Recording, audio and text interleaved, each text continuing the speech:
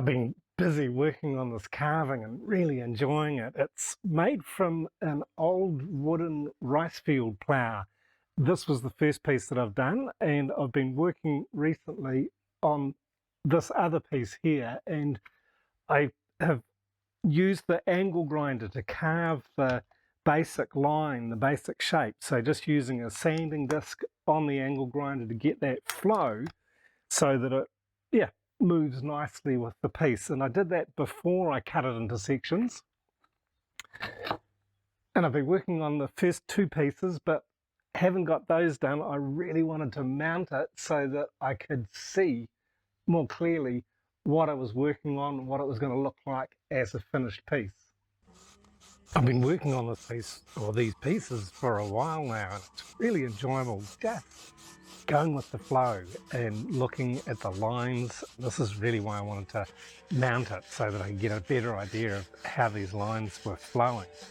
Because as I'm sitting working on it, it really is much more concentrated on just the single piece, but these single pieces must join together and flow together as a finished work.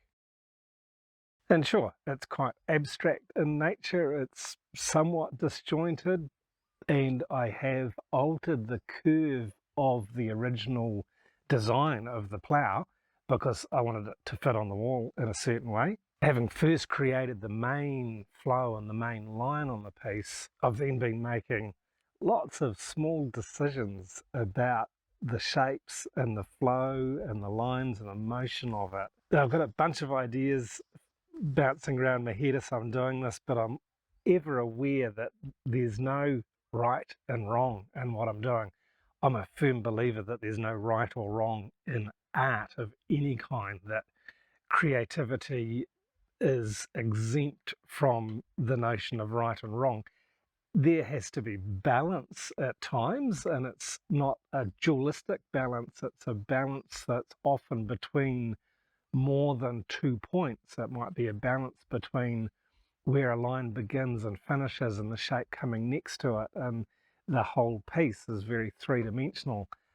So this balance is also very three-dimensional.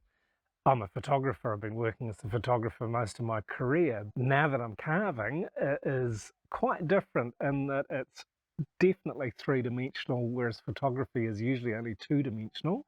And as I was laying it out like this, I was looking at the lines and looking at the flow, and I thought, this is exactly the same approach that I take when I'm making photo montages. I'm always looking for flow and lines, and then otherwise they become too distracting.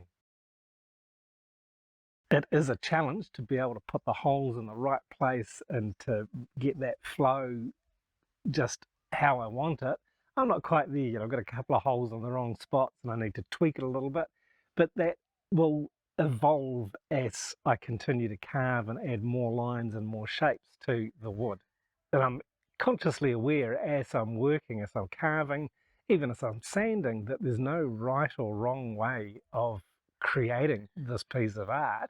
It's very much finding balance and going with the flow and doing it so that it feels good. I'm using small pieces of lightweight rebar that I've cut up and inserting them into the back of the wooden pieces and then into the walls. When the piece is finished and I'm ready to finalize the mounting, I will shore it up by using some epoxy resin in the holes in the wall, and this will ensure that the integrity of the flow of the shape is maintained. And it's definitely still a work in progress. I'm busy carving still and then sanding it down and getting it so that it just feels right. Really enjoying it. And if you'd like to check out another video about one of the most successful practices I employ to help me keep inspired and to find the inspiration for the work I do, you can check out this video next. Thanks very much for watching.